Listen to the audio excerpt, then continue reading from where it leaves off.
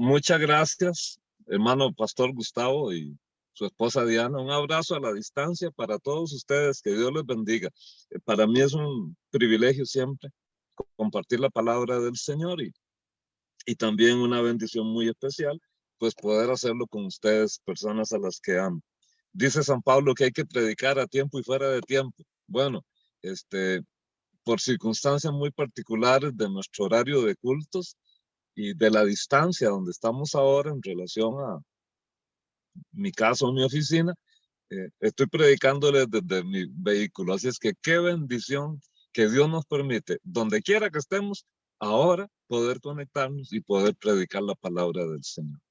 Bien, quiero invitarles que vayan conmigo al libro de Números en el capítulo 6, versículo 22 al 27. Número 6, 22 al 27. Y dice la palabra del Señor de la siguiente manera. Jehová habló a Moisés y les dijo, habla a Aarón y a sus hijos y diles, así bendeciréis a los hijos de Israel. Les diréis, Jehová te bendiga y te guarde. Jehová haga resplandecer su rostro sobre ti y tenga de ti misericordia. Jehová alce sobre ti su rostro y ponga en ti paz. Así invocarán mi nombre sobre los hijos de Israel y la idea es, yo mismo los bendeciré. Oremos. Padre, en esta mañana suplicamos una vez más la participación de tu Santo y Buen Espíritu, pidiéndote, mi Señor, que nos asistas, que nos guardes, que nos libres del mal, que cumplas en nosotros tus santos propósitos y que ilumine nuestro entendimiento para poder, Señor, captar lo que tu palabra tiene para todos y cada uno de nosotros. Bendice a mis hermanos allá en Panamá, guárdales, Señor, y permite que este tiempo de instrucción en la palabra contribuya a la edificación de ellos y que tu bendición sea, Señor, con cada familia del Centro Cristiano allá en Panamá. Especialmente te pido por los pastores y sus seres amados. En el nombre de Jesús. Amén. Bueno, como ya habrán leído ustedes este texto en algún otro momento, lo han escuchado. Aquí tenemos el ejemplo de la bendición que los sacerdotes aroníticos tenían que ofrecer al final de un sacrificio, de un servicio de adoración. Los sacerdotes pronunciaban esta bendición sobre los israelitas, ¿verdad? Y antes de considerar lo que esto tiene para enseñarnos a nosotros, veamos algunos detalles de esta bendición. En primer lugar, entre el versículo 24 al versículo 27, se nota que aparece el nombre del Señor en tres oportunidades. Jehová te bendiga y te guarde, 1. Versículo 25, Jehová haga resplandecer su rostro sobre ti, ponga paz, 2. Y 3, Jehová alce sobre ti su rostro y ponga en ti paz. Esta triple declaración representa una manera de enfatizar algo, enfatizar en el pensamiento hebreo por medio de este triplete, se enfatiza un aspecto que el autor quiere comunicar. Y obviamente, en el contexto de una bendición, el énfasis fundamental de este texto es que la bendición proviene del Señor. El Señor como fuente fundamental de toda bendición importante. En contraposición, como vamos a ver hoy, a las supuestas bendiciones humanas. Porque, como dice el Proverbio 10:22, la bendición de Jehová es la que prospera, la que enriquece, es la que nos da lo necesario. Si existe una bendición de Jehová, también podemos decir que existen bendiciones de fabricación humana. Es cuando yo pretendo crear mi propia bendición y eso me puede llevar a situaciones tan negativas como es quedar atrapado en la idolatría. Por eso hoy estamos hablando, ok, la bendición del Señor, pero ¿cuáles son los peligros de caer en nuestras propias bendiciones, que serían bendiciones falsas y no verdaderas? Bien, habiendo dicho esto, quiero proponerles que en esta famosa bendición, que yo creo que muchos pastores hemos pronunciado en algún momento y usted lo habrá leído, aquí hay, me parece a mí, tres lecciones espirituales que tenemos que aprender y que nos ayudan a en una especie de vacuna contra la posibilidad de tener nuestra propia bendición, lo cual sería muy peligroso. ¿Cuáles son esas tres lecciones que yo debo aprender y que son fundamentales para la vida de cualquier creyente?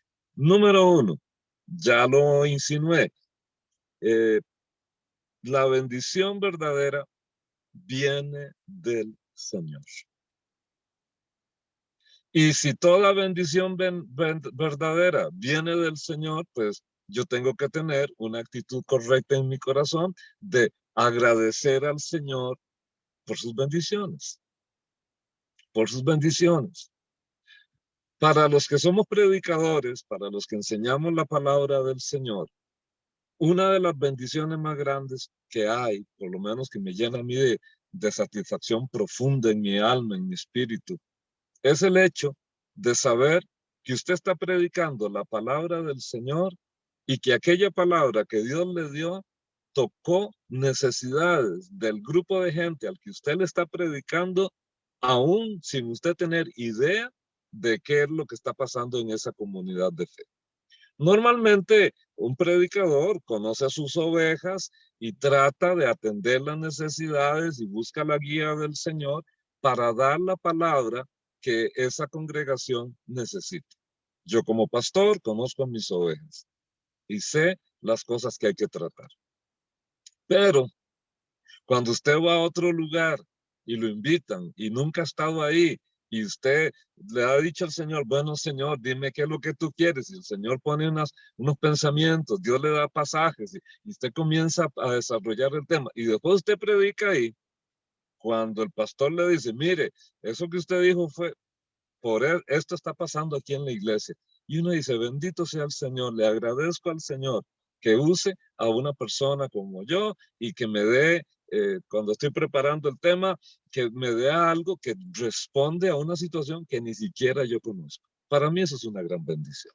Y yo me siento muy feliz y muy realizado. ¿Y de dónde viene eso? Viene del Señor.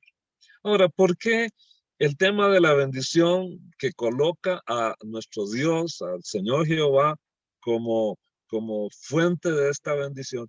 ¿Por qué en este pasaje se insiste que es Él la fuente de la bendición? Quizás la respuesta está, mis queridos hermanos y hermanas, en el hecho de que hay una tendencia natural en todos los seres humanos caídos de llevarle la contraria a Dios. Los que somos padres sabemos que esa tendencia natural está presente en nuestros hijos desde que son unos pequeños niños. Basta que un padre le diga a un hijo no para que aquel hijo haga lo contrario. No toque y lo primero que hace es tocar. No vaya ahí y lo primero que hace es ir ahí.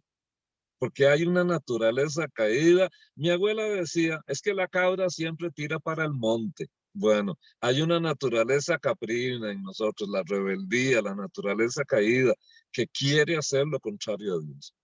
Y entonces, dado que Dios es la única fuente legítima de una bendición real y sostenible, el ser humano trata de producir sus propias bendiciones, bendiciones alternativas, bendiciones que eh, nos pueden llevar incluso a la idolatría misma.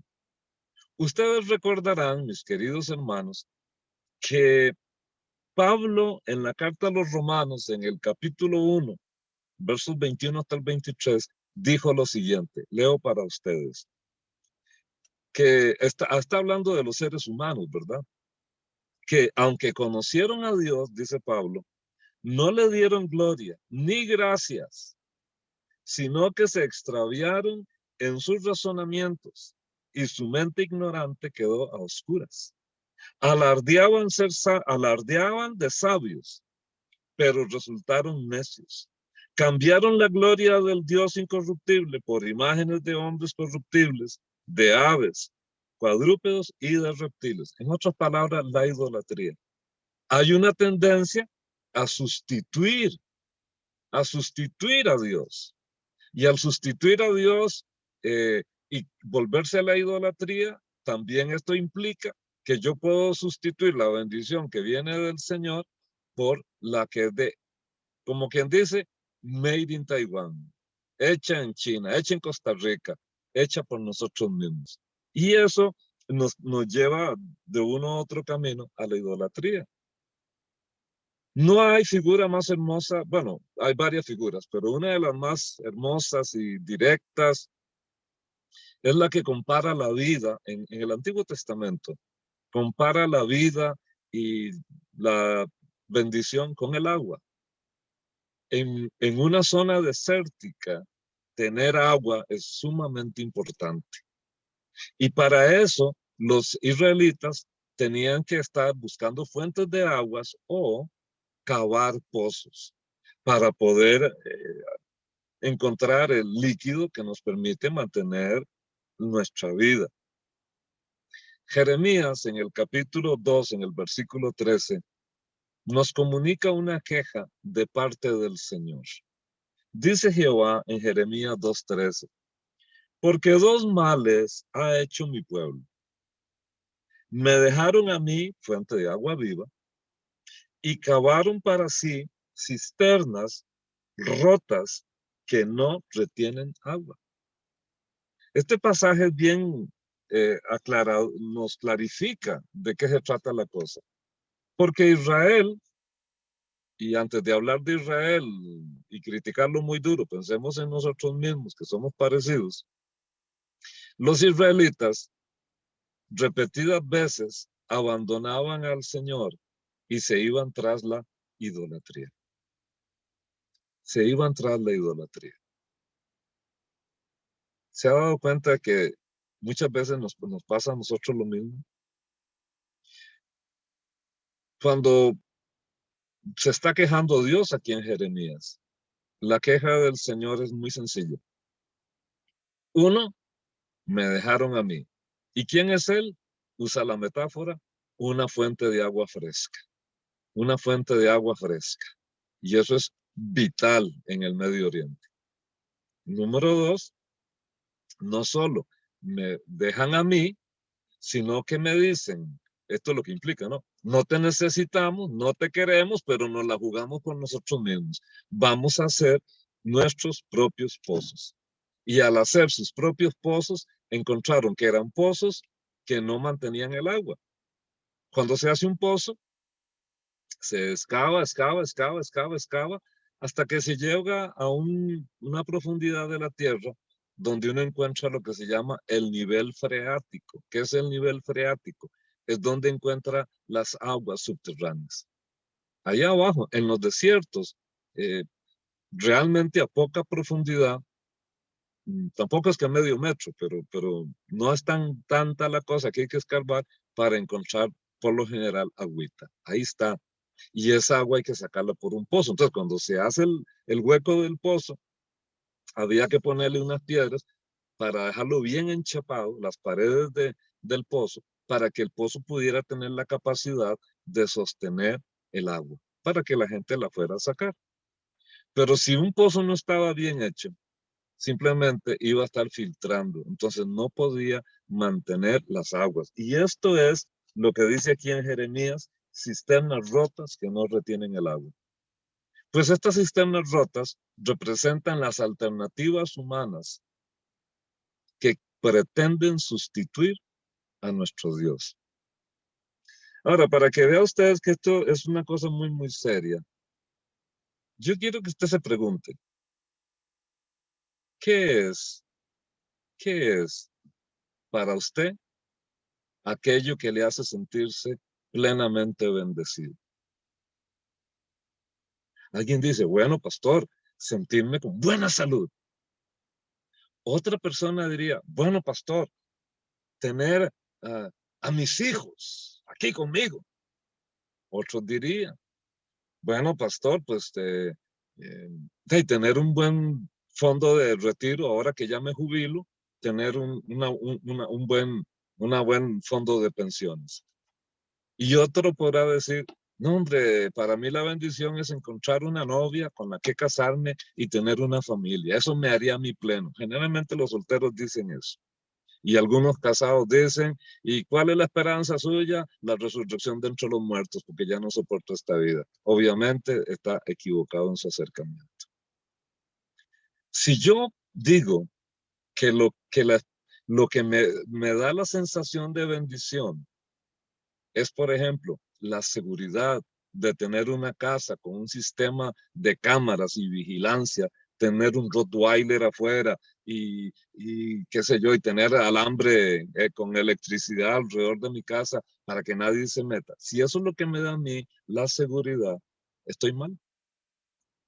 Porque estoy quitando de en medio al único que me puede dar esa seguridad, que es Dios. Y estoy sustituyendo a Dios por una cámara de seguridad, por un perro protector, policía o por una cerca eléctrica. Me explico, mis amados hermanos. Jehová te bendiga, Jehová tenga misericordia, Jehová te dé paz. Estas bendiciones vienen del Señor. Y por lo tanto, yo tengo que entender muy bien eso. Porque si para mí no existe la claridad mental y espiritual de que al final de cuentas Dios es la fuente soberana y real y auténtica y legítima de toda bendición, voy a terminar probablemente en un caso de idolatría. Entonces, no lo olvide. ¿Cuál es la fuente de toda bendición verdadera? El Señor, el Señor. Pero entonces tenemos que contestar y esto nos lleva al segundo principio que yo creo que tenemos que aprender aquí, esta segunda lección espiritual, es entonces, ¿en qué consiste la bendición? ¿En qué consiste la bendición? Bueno, aquí dice, Jehová te bendiga y te guarde, haga resplandecer su rostro sobre ti y tenga de ti misericordia, alce sobre ti su rostro y ponga en ti paz. ¿En qué consiste entonces la bendición que Dios quiere impartir? Porque el mismo Dios que estaba en el Antiguo Testamento bendiciendo a su pueblo es el mismo Dios que hoy nos bendice a nosotros y ya nos bendijo a través de Cristo. Pero no creo que sea como unos prójimos dijeron aquí en Costa Rica unos años atrás, que ya que Dios nos bendijo con toda bendición espiritual en los lugares celestiales en Cristo, que es ofensivo para Dios que usted le diga a alguien, Dios le bendiga. Porque si ya Dios bendijo, usted no tiene por qué estar pidiendo más bendición. Va, me parece a mí que esa gente nunca leyó a San Pablo porque San Pablo se la pasa bendiciendo. El que dijo que ya Dios nos bendijo con toda bendición, él se la pasa bendiciendo. Aunque no lo haya dicho, el Señor les bendiga, hermanos, pero él dijo, gracia y paz sean a vosotros, y se la pasa diciendo eso, y eso es una manera de expresar una bendición de parte de Dios en la vida de sus discípulos, de sus ovejas. Bueno, entonces, ¿en qué consiste la bendición? Déjeme decirle en lo que no consiste primero. Primero que todo, la bendición del Señor no tiene que ver necesariamente con tener todo lo que yo quiero. Probablemente a usted le pasa a las mías, y ya nos dimos cuenta, que no tenemos todo lo que queremos. No tenemos todo lo que queremos en la vida. Hay cosas que queremos y no las tenemos. Así es que la bendición de Dios no consiste en tener todo lo que yo quiero. Nosotros los costarricenses, y me imagino que tal vez habrán escuchado al pastor Vindas decir eso en algún momento, nosotros usamos mucho la palabra chunche. Un chunche, ¿qué es un chunche? Un chunche, ¿qué es eso? Cualquier cosa. Acá se me chunche que está ahí. Puede ser una rasuradora, puede ser el celular, un chunche puede ser el carro, un chunche puede ser el autobús, cualquier cosa es un chunche. Y eso a veces nosotros, y eso es lo que yo le llamo la chunchificación de Dios. ¿Qué quiere decir chunchificación de Dios? De ahí que medimos a Dios y la bendición de Dios a partir de los chunches que nosotros tenemos. ¿Y qué pasa si Dios no me da todos los chunches que yo quiero? ¿Voy a hacer un berrinche con Dios? No, no se puede, no se trata de eso, no se trata de eso. Nosotros podemos saber que Dios es soberano y que Dios tiene el control y que Él da en su tiempo. Pero entonces no se trata de tener todo lo que yo quiera. En segundo lugar, no es tener una vida social exitosa, ser popular, ser querido por una comunidad, tener el respeto de mi barrio, de la barriada, de la colonia donde yo vivo. No necesariamente eso es la bendición. Es bonito y es importante, al igual que poder tener cosas que yo necesito, pero no es esa la bendición.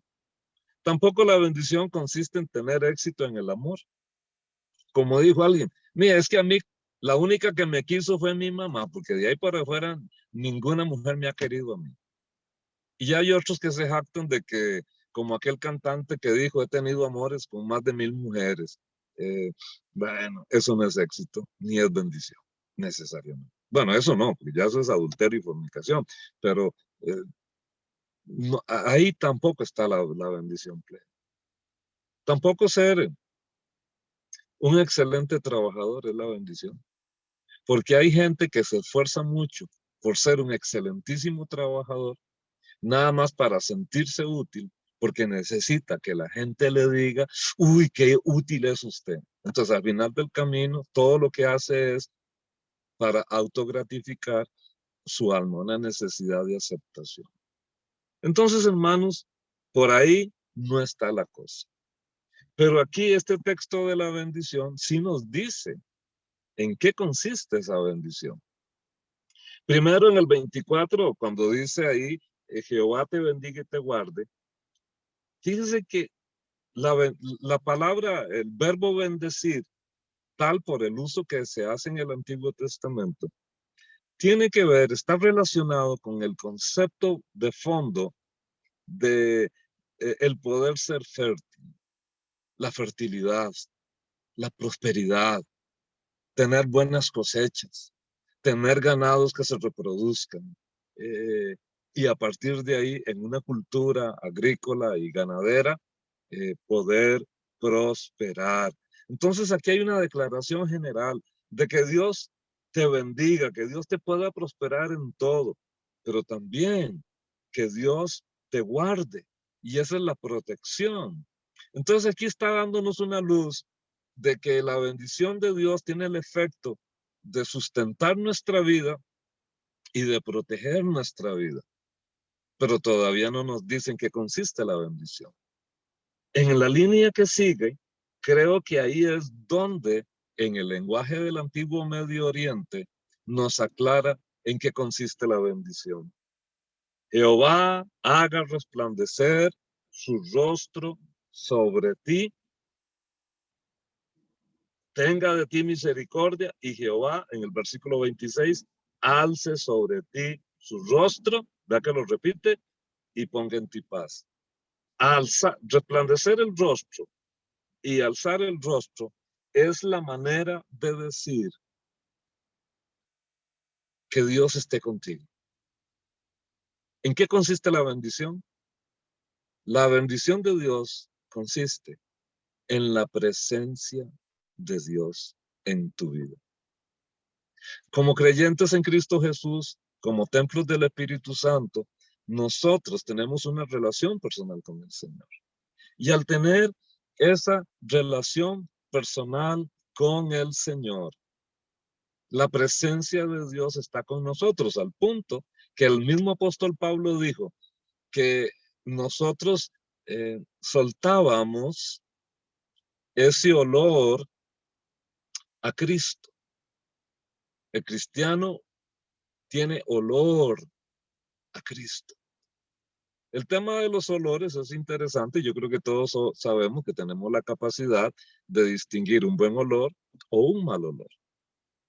Pero recuerdo una vez que algo pasó, una travesura, algo le hice yo a mi hermanilla, a una de las menores, y ella agarró el perfume que se estaba poniendo para irse para la secundaria, al colegio, y me lo tiró todo encima. Yo estaba uniformado, ya me iba para el colegio.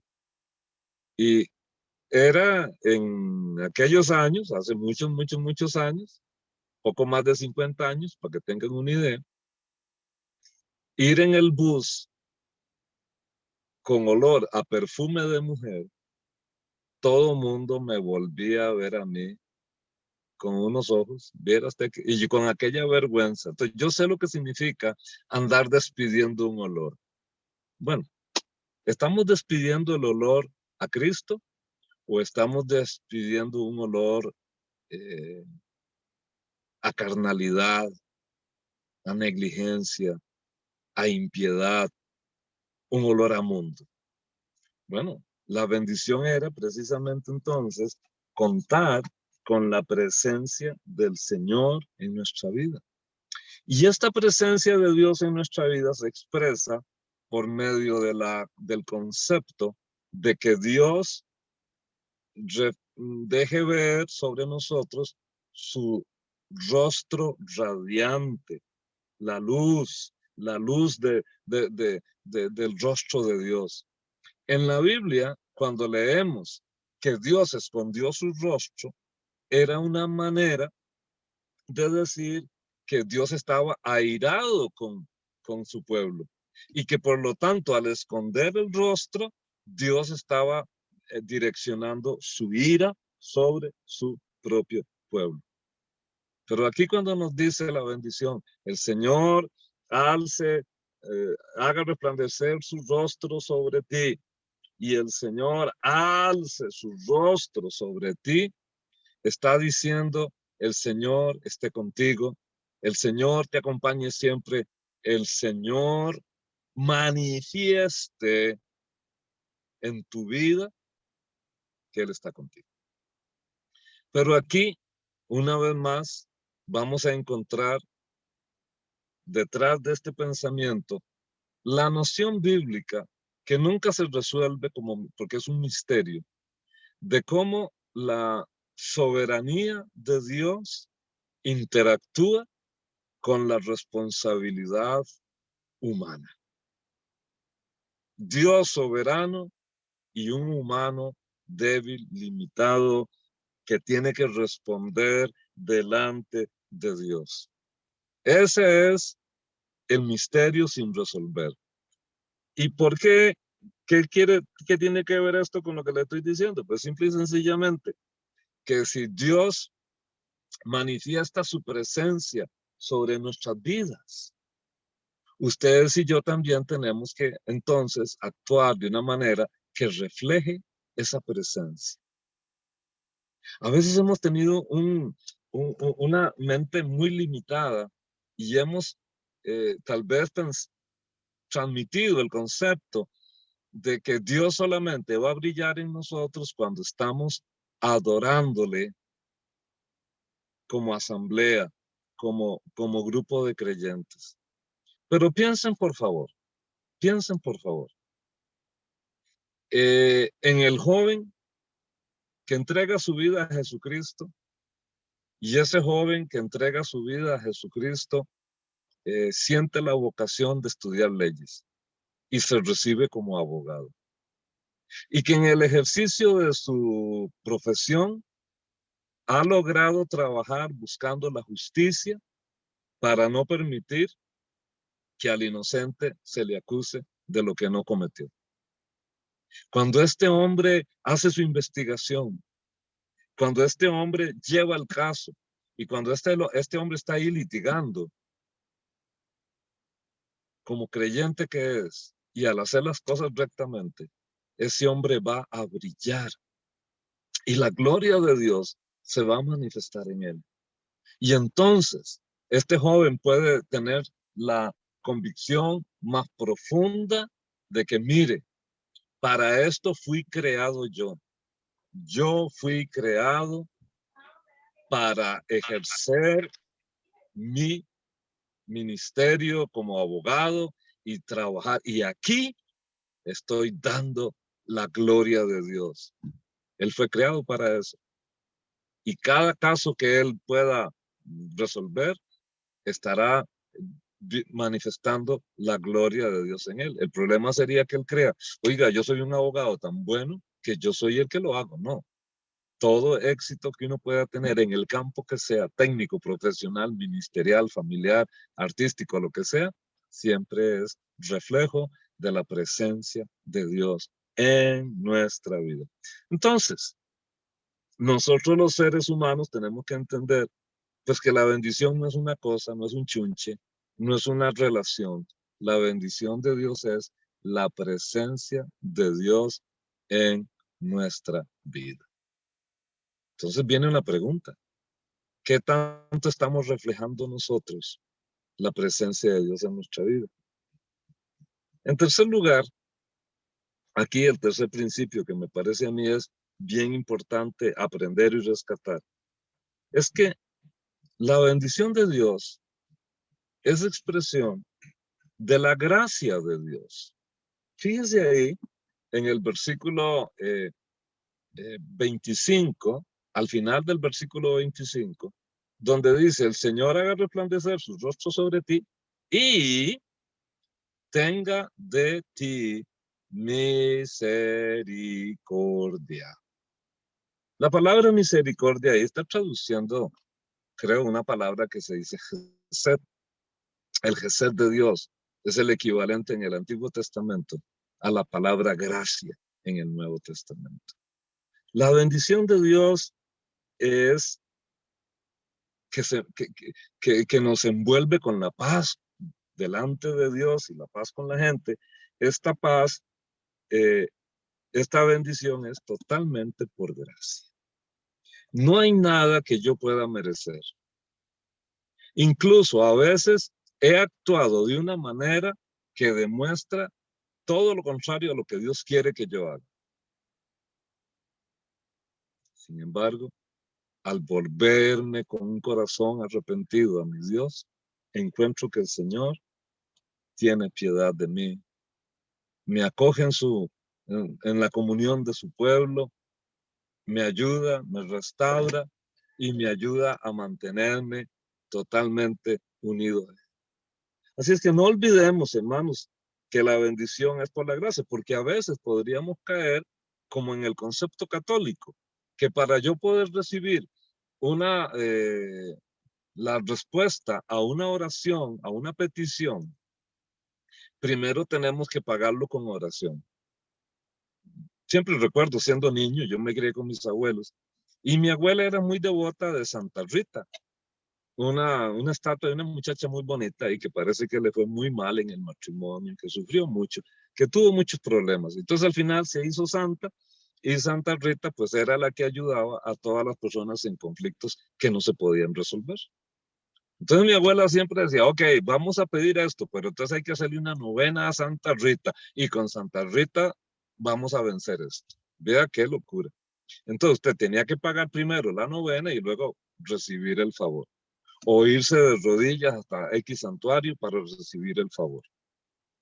Las bendiciones que Dios nos da son por pura gracia. Son por pura gracia. Así es que note también aquí, el Señor tenga de ti misericordia y te dé paz. La paz, en el sentido bíblico, no es necesariamente la ausencia de el conflicto. Paz es todavía mucho más amplio que eso. Paz es la plenitud de una vida que ha crecido y se ha desarrollado en todos los niveles y campos posibles para poder disfrutar de eso que los israelitas llamaban el shalom. Shalom no solamente es decir shalom alejem, la paz esté contigo, es shalom, es la bendición en el nivel familiar, en la salud, en lo material también, en lo social, incluso hasta en la vida espiritual religiosa. Esa es la bendición, la prosperidad total, integral. Hoy hay mucha gente que cree que la bendición tiene que ser la prosperidad material, y no necesariamente. Eso es parte de, pero no lo es todo. Ahora, esto que les estoy compartiendo me parece a mí que tiene un lado también muy importante que considerar. ¿Recuerdan cuando Jacob le dice que está luchando con el Señor, con el ángel de Jehová? Y Jacob le dice, muéstrame tu nombre, muéstrame tu nombre, muéstrame tu nombre. Y el Señor le dice, ¿por qué me preguntas por mi nombre, que es admirable, pero no se lo dio? ¿Saben por qué? Porque en el mundo antiguo la gente creía que si conocemos el nombre de la divinidad, yo puedo manipular a la divinidad. Y para eso existían amuletos. Un amuleto era algo que por lo general yo llevaba en el cuello y ahí adentro estaba el nombre secreto del Dios. Y se pensaba, si yo he logrado adquirir el nombre secreto de ese Dios, de ahí es como el genio en la botella, ¿verdad? ¿Se acuerdan? Aquella película, Mi Bella Genio. Usted frotaba la botella, salía el genio en la botella y aquella genio concedía mis deseos, como el genio de la lámpara de Aladín. El Dios de la Biblia no es así. Usted no puede manipular a Dios. Usted no puede obligar a Dios. Usted por más que ore y ayune, no puede obligar a Dios a nada. Él está fuera del alcance de la posibilidad de control humano. Nadie le puede controlar. Él hace su voluntad y Él es el Señor. Entonces, mis amados hermanos, el hecho de que la gracia sea el motor último de la bendición, elimina toda posibilidad de manipulación de la divinidad. Y si ustedes le ponen un poco de atención al contexto donde aparece esta bendición, es que el capítulo 5 viene tratando el tema de la esposa infiel. ¿Cómo determinar si la esposa realmente era infiel? La ley que había que darle un poco de agua con ceniza del suelo del santuario. Y si ella era culpable, se le inflamaba el vientre y otras cosas más. Y luego en el capítulo 6 está las leyes que regulaban el voto del nazareo. Entonces, en ese contexto, una ley para encontrar una mujer culpable y una ley que regulaba cuando un hombre se consagraba al servicio del Señor, son el contexto anterior de esta bendición. Una bendición que es por gracia, para bendecir, para sustentar, pero por pura gracia. No debemos nunca olvidar entonces, hermanos, que nosotros tenemos que saber que el Señor es la fuente de nuestra bendición y que la bendición real consiste en que Él esté en nuestras vidas, presente. Y a partir de ahí saber también que todo lo que Él nos da en su bendición, su presencia y los demás agregados a esa presencia, son por pura gracia y no por nuestros méritos. Como buen arminiano que soy, creo en la gracia soberana de Dios, de la que enfatizó nuestro querido hermano Calvino, un gran amigo, el pastor Gustavo Vindas. No puedo decir jamás que es el esfuerzo humano del que se genera la bendición, como que si Dios estuviera obligado, porque yo oré y ayuné. Me parece que eso es incorrecto. La bendición siempre va a venir por pura gracia. Pero aunque sea por gracia, aunque sea libremente otorgada por Dios, esa gracia me compromete a mí, porque cuando Dios da su gracia al ser humano, el ser humano tiene que devolverle gracia a Dios. ¿Y cómo le voy a dar yo gracia a Dios? Viviendo en obediencia para Él y guardando nuestro camino de tal manera que nosotros podamos responderle en integridad a nuestro Señor. Espero, mis amados hermanos, que lo que hemos compartido hoy añada un poco de entendimiento al caminar día a día con nuestro Dios. Y espero que el Señor les bendiga, les guarde, les proteja en todo, que el ministerio de ustedes allá en Panamá sea prosperado cada día más y que tanto el pastor Vindas como su esposa Diana y todo el equipo puedan seguir contando con el favor y la misericordia de Dios de aquí hasta que el Señor nos preste vida o Él venga antes por nosotros. No se olviden, la bendición viene de Dios, la bendición es Dios mismo en nuestras vidas y que la bendición que nos otorga es por pura gracia.